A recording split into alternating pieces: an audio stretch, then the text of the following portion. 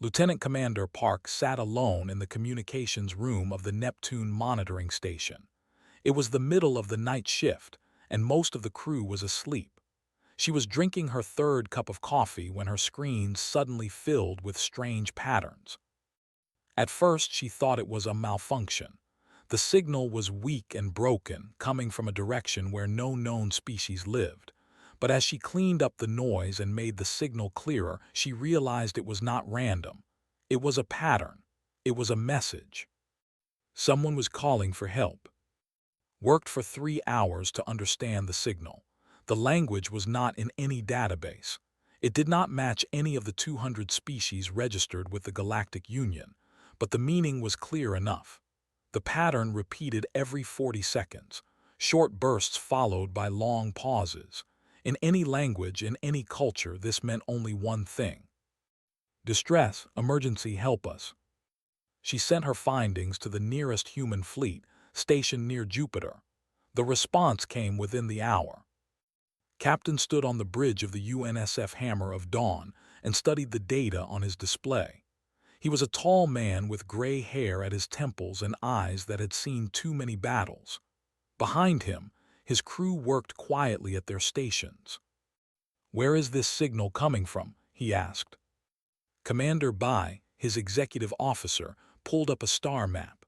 A red dot blinked in a region marked with warning symbols. "The exclusion zone," she said. "No one has entered that space in over 400 years." Captain knew the stories. Every human officer did.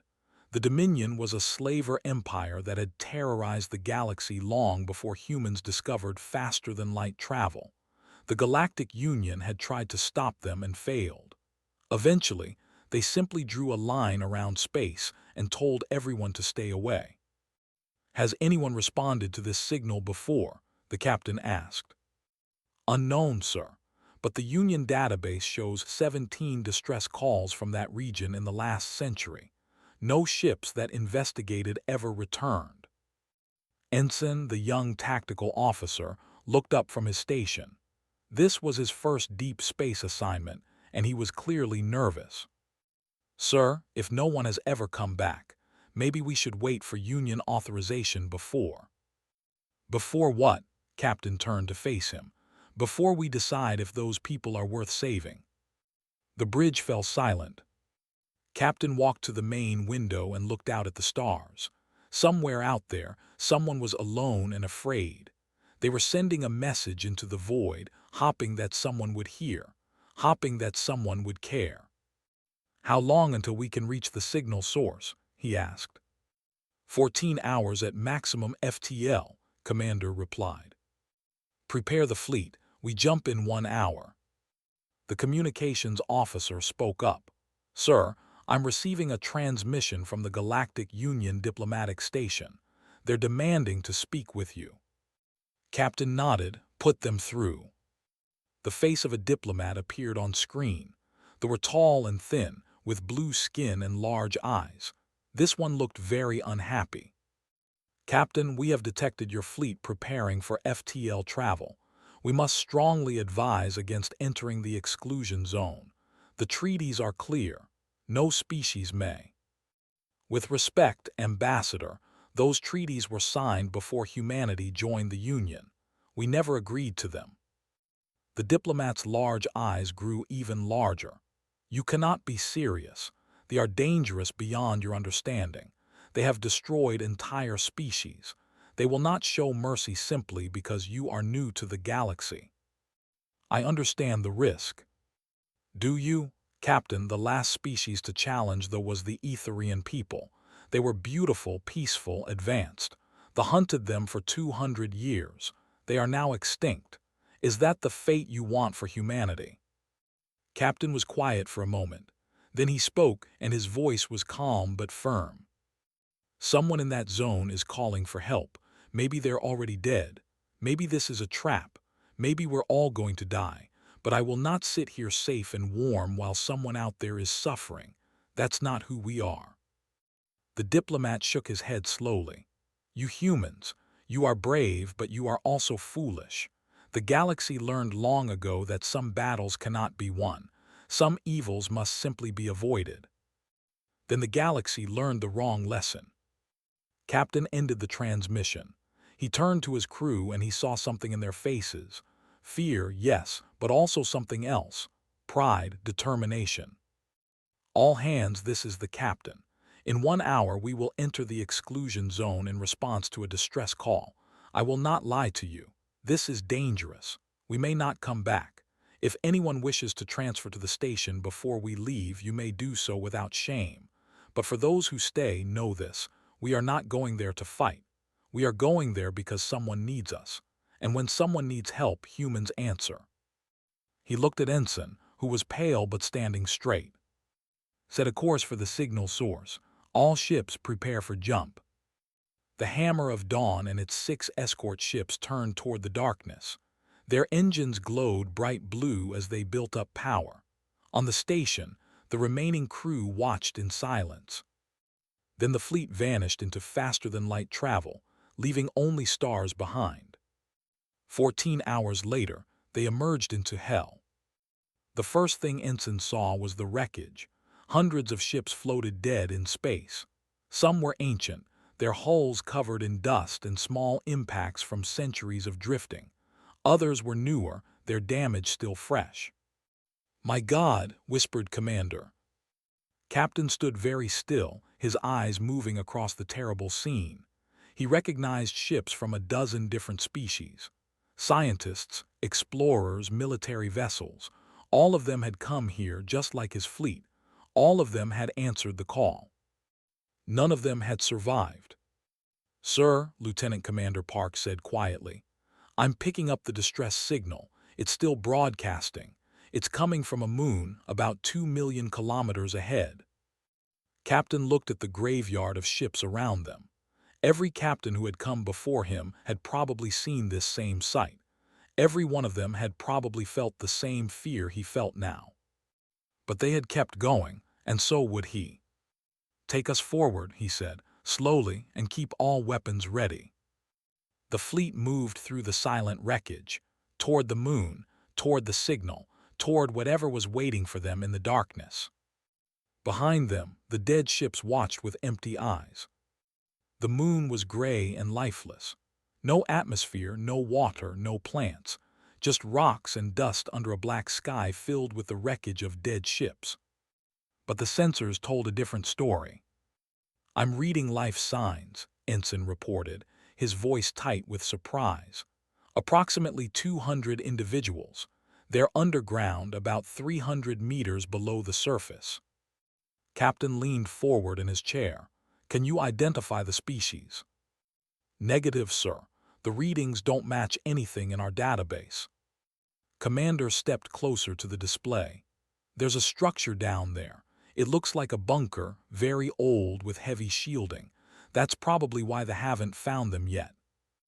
"Or maybe they know exactly where they are," Captain said quietly, "and they're waiting for someone to come collect them."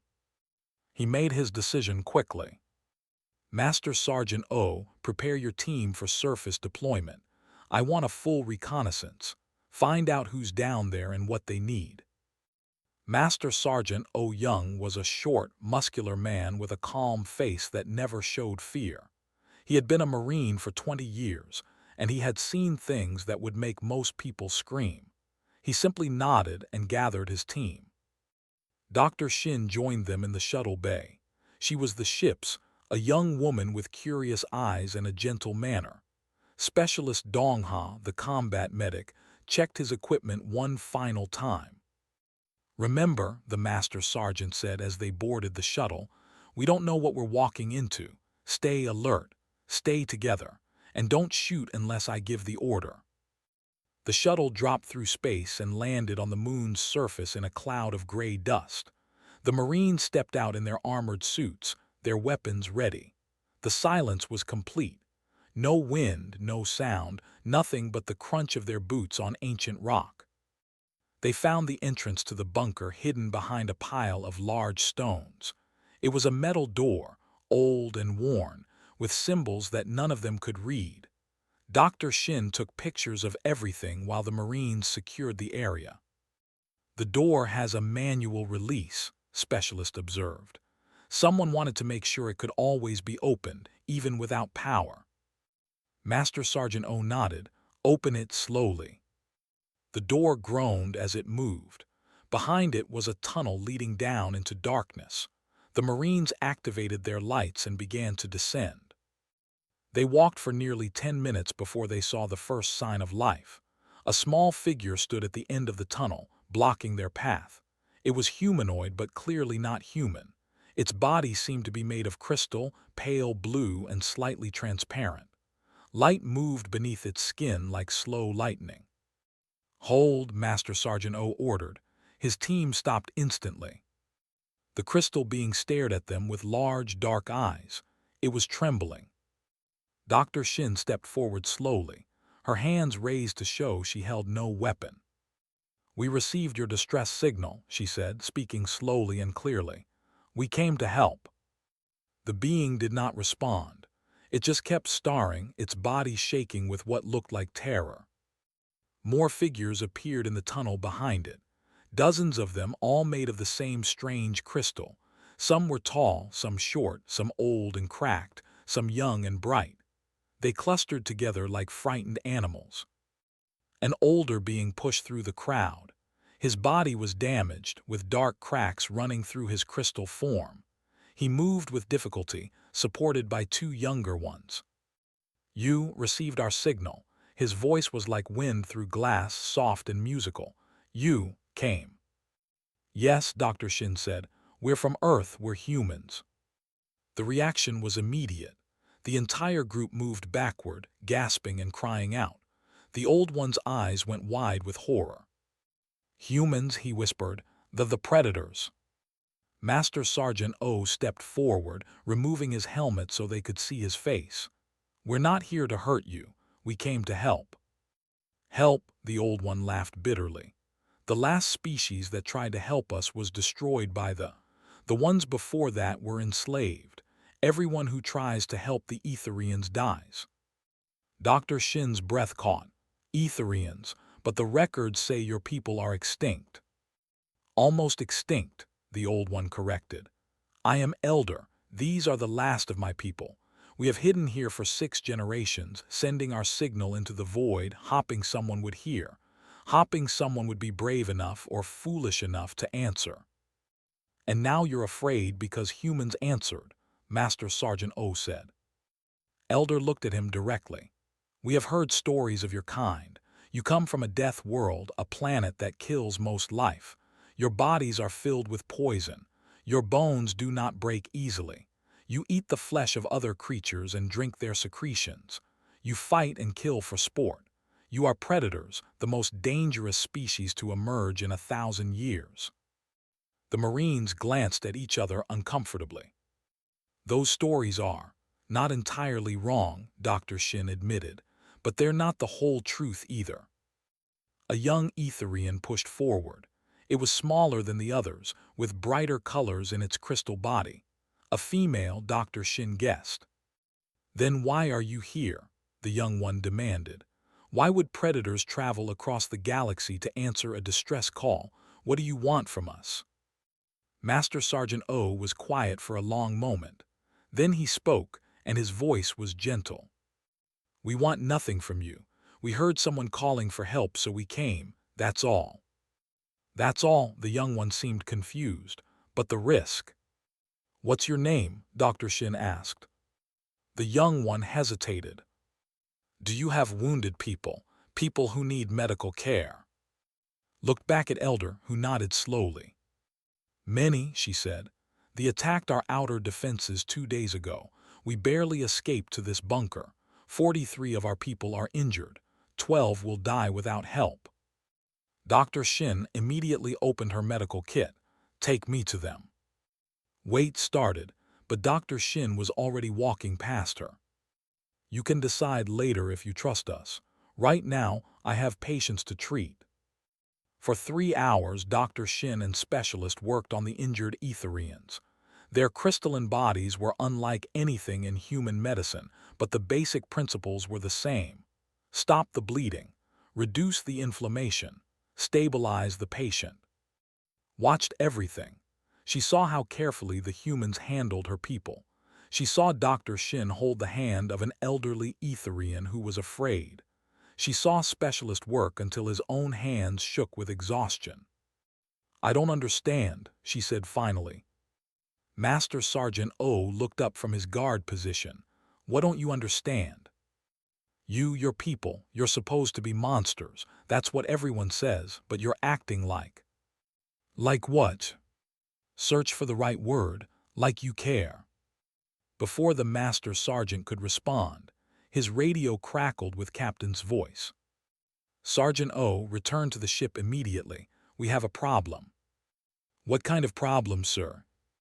"Long-range sensors just detected a fleet entering the system. 53 ships. There." Elder heard the transmission. His damaged body seemed to collapse even further. "They found us," he whispered.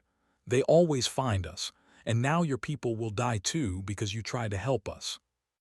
Master Sergeant O looked at the old Etherian, at the frightened survivors, with her confused, hopeful eyes. "Not today," he said. "Sergeant O to Hammer of Dawn, we're bringing passengers, all of them. Prepare for emergency evacuation." He turned to the Etherians and spoke with quiet authority. "Everyone who can walk, help those who can't. We're leaving this moon, now." The war room of the Hammer of Dawn was filled with tension. Officers stood around the central display, watching the red dots that represented the fleet grow closer with every passing minute. Captain studied the numbers. 7 human ships against 53 warships. The math was simple, and it was not in their favor. "At their current speed, they'll reach weapons range in 4 hours, Commander reported. "We could still retreat. Our FTL drives are faster than theirs. We could escape before they catch us." "And leave the Etherians behind." Commander was silent. "That's not happening," Captain said. "How long until the evacuation is complete?" Chief Engineer Ryu Sang-hoon, a tired man with oil stains on his uniform, answered from the corner. "Another hour, maybe 2. The Etherians are fragile. We can't rush them or we'll cause more injuries."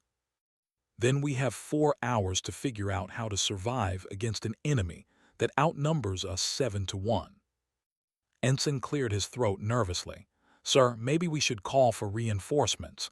The Union fleet."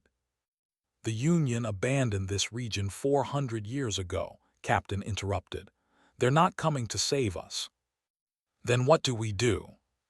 The captain walked to the display and looked at the graveyard of ships surrounding them. Hundreds of vessels from dozens of species. All dead, all destroyed by the... but also all still here. "Chief Engineer Ryu," he said slowly, "those wrecked ships out there, how many of them still have working reactors?" Ryu blinked in surprise. "I'd have to scan them, but probably a few dozen. The reactors on these old ships were built to last." "Why?" "Because a reactor that still works can still explode." Commander's eyes widened as she understood. "You want to turn the wrecks into weapons?" "I want to turn this entire debris field into a trap. They know this graveyard is here. They've seen ships die in it for centuries. They'll be overconfident. They won't expect the dead to fight back." For the next 3 hours, the human fleet worked with desperate speed. Engineers flew small shuttles through the wreckage, planting explosives and programming detonators. They connected the remaining power in dead ships to create chain reactions. They positioned the wrecks to funnel the enemy into kill zones. Meanwhile, the evacuation continued.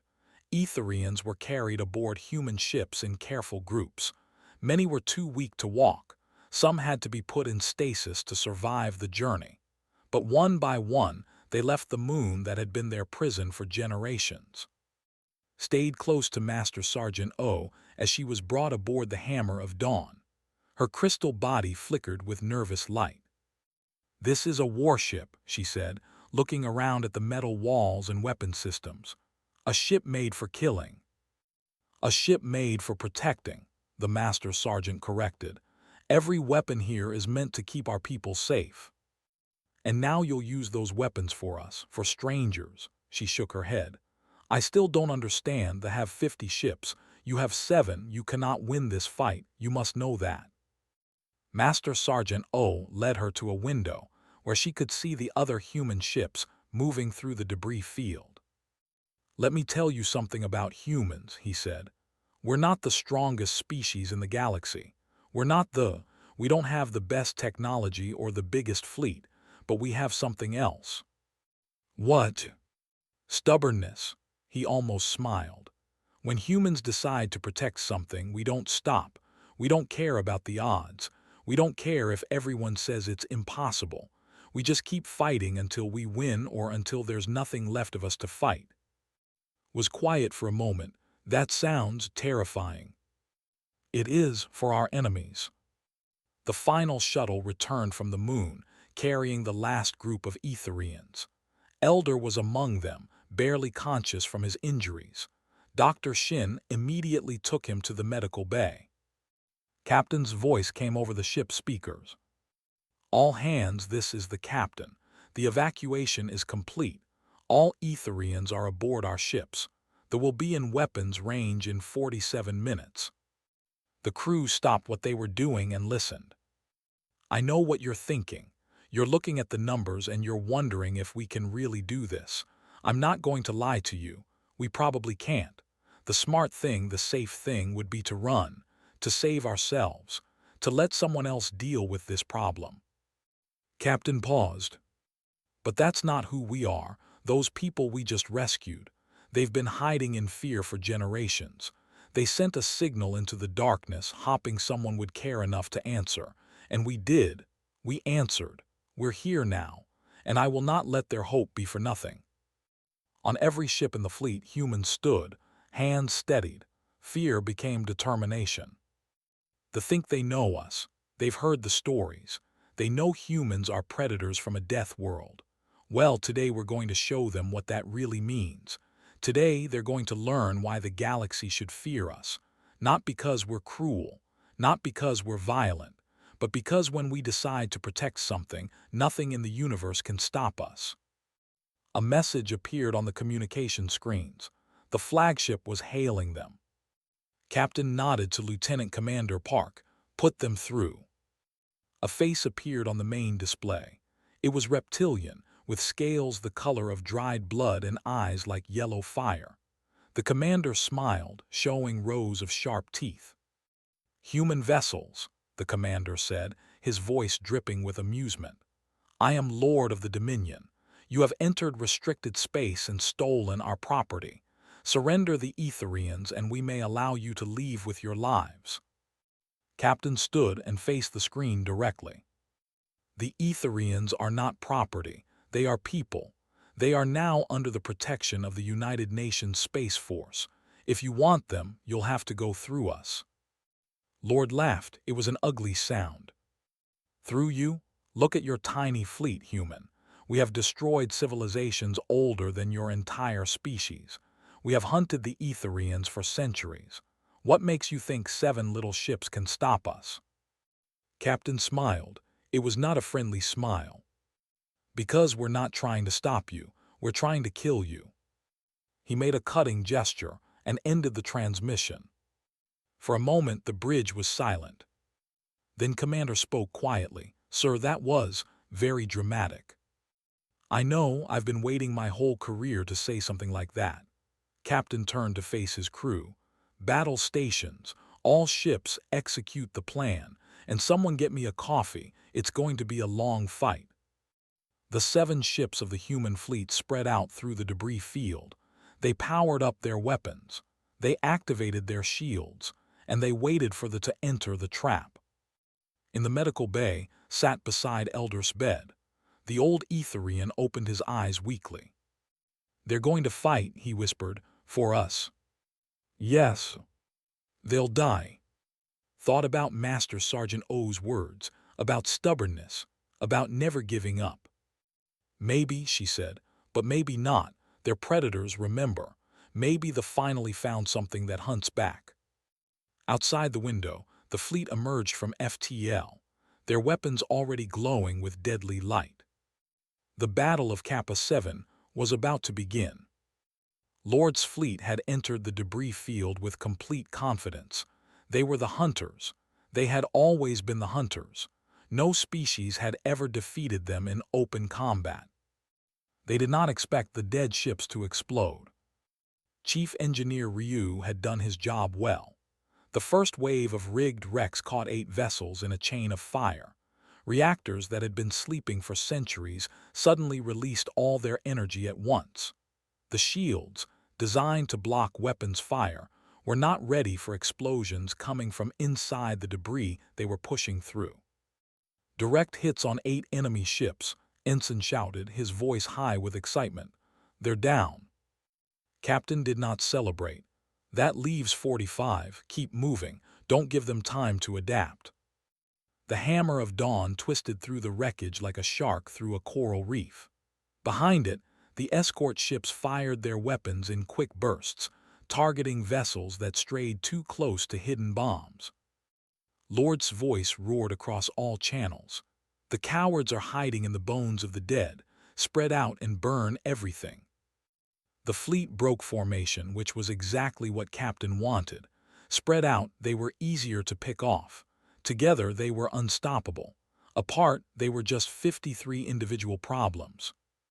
Fighter squadrons launch, Captain ordered.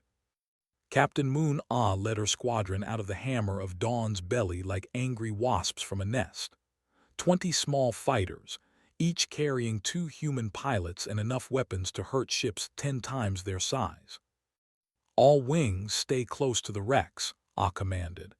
They can't use their main guns without risking hitting their own ships. Make them work for every shot.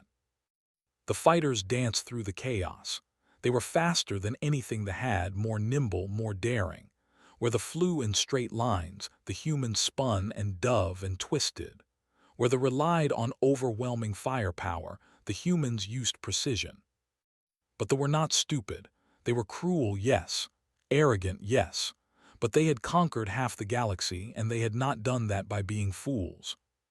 Lord regrouped his fleet into a tight formation, using their numbers to push through the debris field like a wall of iron. The chain explosion trap had hurt them, but they still had 45 ships. The humans had 7. Sir, they're breaking through the debris field, Commander reported. Open space in 6 minutes. Once they reached open space, the wreckage would no longer protect the human fleet. It would be a straight fight, numbers against numbers, and numbers would win. Push forward, Captain said. All ships attack formation. We hit them before they get clear. It was an insane order. The 7 human ships charged directly at 45 warships. In any textbook, in any academy, this would be called suicide. But textbooks had never met humans.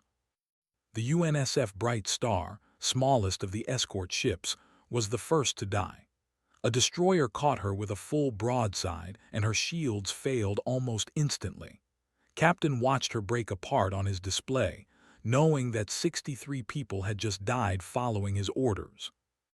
Keep moving, he said, his voice steady even as his heart broke. We stop, we all die. The UNSF Rising Phoenix was next, crippled by concentrated fire from 3 cruisers. Her captain managed to crash her into one of the cruisers before the end, taking the enemy ship with them. 2 human ships lost, 3 ships destroyed.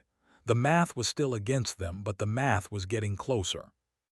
On the bridge, Ensign was calling out targets when a blast shook the entire ship. The senior tactical officer was thrown from his chair, his head striking the console. He did not get up. Lieutenant is down, someone shouted. Captain looked at. The young ensign was pale, his hands shaking. 3 weeks ago, he had been a student. Now he was the tactical officer of a ship at war. Ensign, the captain said, you're up. Sir, I'm not ready. You're ready enough, take the station. Show me what you can do. His hands were still shaking as he took the tactical console, but he forced himself to focus. He looked at the enemy formation, at the way they were moving, at the patterns in their attacks. And he saw something. Sir, the flagship, Lord's ship, their formation is centered around it if we take it out. The rest of them will scatter, Commander finished. But the flagship is in the center of their formation. We can't reach it. Captain Moon Ah's voice crackled over the radio. We can. My fighters can get through. Captain shook his head. You'd have to fly through their entire fleet. That's suicide. Sir, with respect, this whole battle is suicide. At least let us die doing something that matters. Silence on the bridge. Everyone looked at Captain. He thought about the Etherians in the medical bay. He thought about, with her confused hope. He thought about Elder, who had watched his people be hunted for centuries. He thought about the 63 crew members of the Bright Star who had died trusting him. Do it, he said, and Captain Moon, come back alive if you can. I'll try, sir. Out. The fighter squadron turned toward the heart of the fleet, 20 small ships against a wall of fire. They flew like they had nothing to lose because they didn't. On the Hammer of Dawn watched through a window as the fighters disappeared into the chaos. She did not understand tactics or strategy, but she understood sacrifice. These humans were dying for her people, for strangers. They're insane, she whispered. Master Sergeant O stood beside her. Yes. They're going to die. Probably.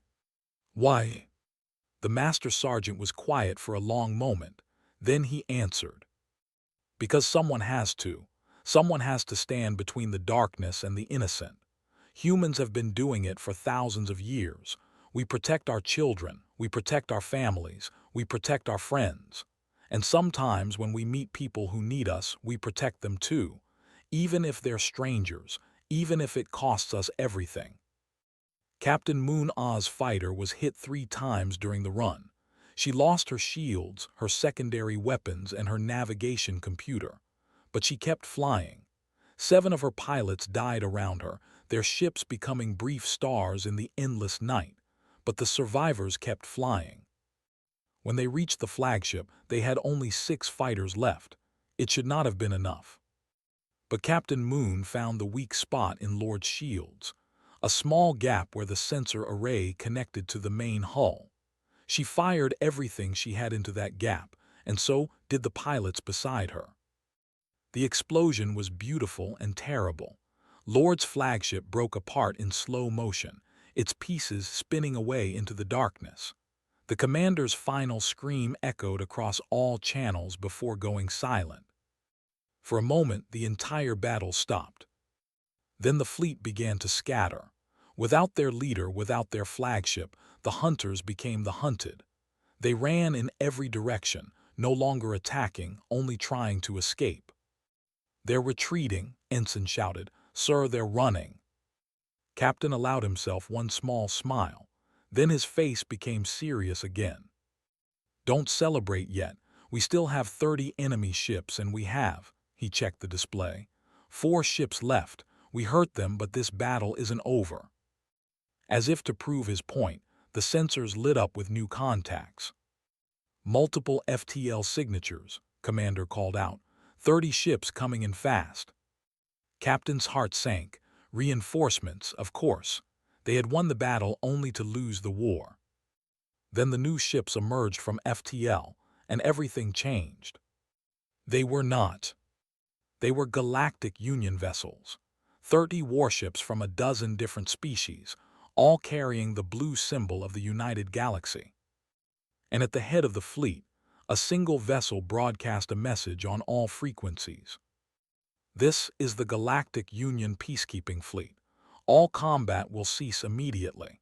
Any vessel that fires will be considered an enemy of the Union. The ship stopped running. The human ship stopped chasing. Everyone just stopped. Captain sat down heavily in his chair. Well, he said quietly, that's either very good or very bad. The conference room of the Union peacekeeping vessel was cold and quiet. Representatives from dozens of species sat around a long table, their faces showing everything from anger to fear to confusion. Captain sat at one end of the table, still wearing his torn uniform from the battle. He had refused to change. He wanted them to see what war looked like. At the other end sat a diplomat, his scales smooth and polished, his manner calm. He acted as if the battle had never happened, as if his people had not just lost their flagship and 23 ships. This human violated the Exclusion Zone Treaty, the diplomat said, his voice reasonable and smooth. He attacked sovereign vessels without provocation. He stole our property. We demand justice. Property? Captain's voice was sharp. You mean the 200 people you were planning to capture and sell as slaves? The Etherians are registered under the Dominion Labor Act of. The Etherians are people, living, thinking, feeling people. You've been hunting them for centuries. You've nearly wiped them from existence, and you call them property. The Union representatives shifted uncomfortably in their seats. They knew the truth. They had always known, but knowing and acting were different things. The treaties are clear, said a diplomat, the same one who had warned Captain not to enter the exclusion zone. No species may interfere with the internal affairs of another. The humans had no right. The humans had every right. A new voice cut through the room. Everyone turned to see a woman in formal black clothing enter the chamber. She was tall and elegant, with steel-gray hair and eyes that missed nothing. Ambassador Min, Earth's representative to the Galactic Union. She had traveled 14 hours at maximum speed to reach this meeting. She was exhausted, and she was furious. Ambassador, the diplomat said, this is most irregular. You were not scheduled to speak until after you had already decided to punish my people for saving lives. Yes, I'm sure that was the plan. Ambassador took her seat beside Captain. Unfortunately for you, I'm here now, and I have some things to say. She stood again and faced the room directly. 400 years ago, this union made a decision. You decided that they were too strong to fight. You decided to draw a line around their space and pretend the problem didn't exist. You knew what they were doing in there. You knew about the slavery, the hunting, the extinction of entire species. And you did nothing. The room was silent. Humans are new to this galaxy. We've only been part of the Union for 30 years.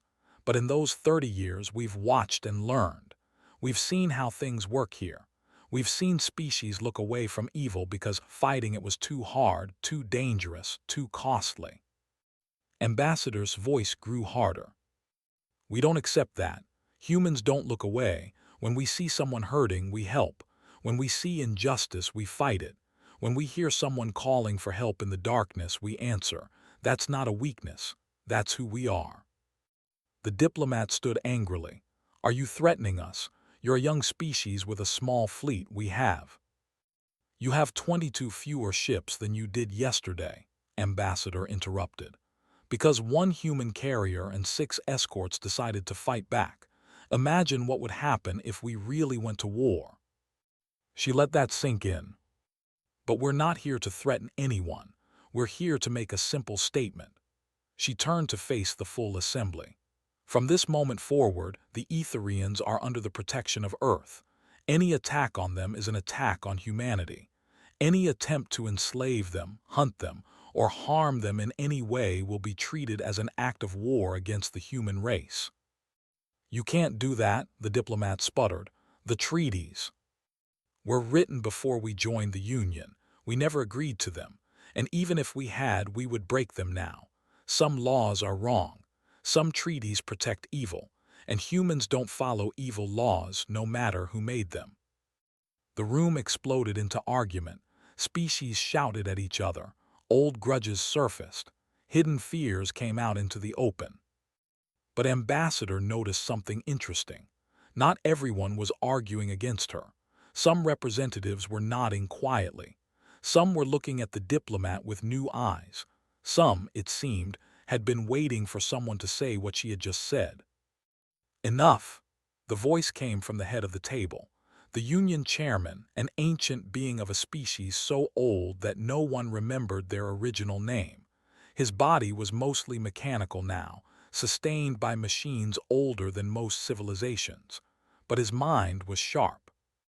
The humans have made their position clear, the chairman said, and they have raised questions that this body has avoided for too long. The exclusion zone was created in shame. It was a failure wrapped in treaties, a surrender called a solution. Perhaps it is time to admit that. The diplomat's face twisted with rage. You would side with these predators against us. We have been members of this union for. You have been a disease in this union, the chairman said quietly. You have hunted and enslaved and destroyed, and we have allowed it because we were afraid. No more. I call for a vote. The question: should the exclusion zone be abolished and the Dominion be sanctioned for violations of sentient rights? The vote was close. Many species still feared many preferred the old way, the safe way, the way of looking the other direction. But enough voted yes. The diplomat stormed out of the chamber promising revenge, but everyone knew the truth. The balance of power had shifted. The hunters were now the hunted. 6 months later, Captain stood on a beach on Earth, watching the sunset paint the sky in shades of orange and gold. He had been promoted twice. He had been given medals. He had been asked to speak at the Union Assembly about human values and human courage. He had done all of it, but it had felt empty. 147 people had died under his command at Kappa 7. He remembered every name. A sound behind him made him turn. Stood on the sand, her crystal body reflecting the sunset like a living prism. She had come to Earth with the first group of Etherian refugees to see the world that had saved her people. It's beautiful, she said, looking at the ocean. We have nothing like this on our world, nothing so alive. Captain nodded. First time I saw the ocean, I was 5 years old. My father brought me here to this exact beach. I cried because I was scared of the waves. And now I find them peaceful. Strange how things change. They stood together in comfortable silence, watching the waves crash against the shore. I have a question, said finally. I've asked many humans, and no one has given me a satisfactory answer. Ask. Why did you come? When you received our signal, why did you decide to answer? You didn't know who we were. You didn't know if we were worth saving. You only knew that it was dangerous. So why? Captain thought about the question for a long time. He thought about the graveyard of ships in the darkness. He thought about Captain Moon and her fighters disappearing into the enemy fleet. He thought about the faces of his crew when he asked them to die for strangers. Because someone was calling for help, he said at last. That's all we needed to know. His crystal body flickered with soft light. That's what the sergeant said. I still don't fully understand it. Maybe you don't need to understand it. Maybe you just need to know that when you call, we'll answer. Always. Somewhere across the galaxy, on a dozen worlds, species who had heard about Kappa 7 were telling the story. They were talking about the humans, the predators who came from a planet that tried to kill them every day.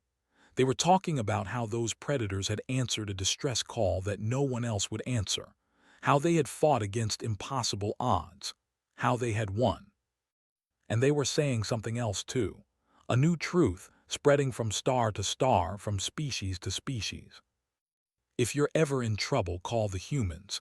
The predators of Earth will come. They won't ask who you are or what you can offer them. They won't calculate the odds or measure the risk. They'll just come. Because that's what humans do.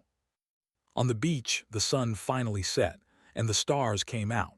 Looked up at them, at the infinite darkness where her people had hidden for so long. It didn't seem so dark anymore.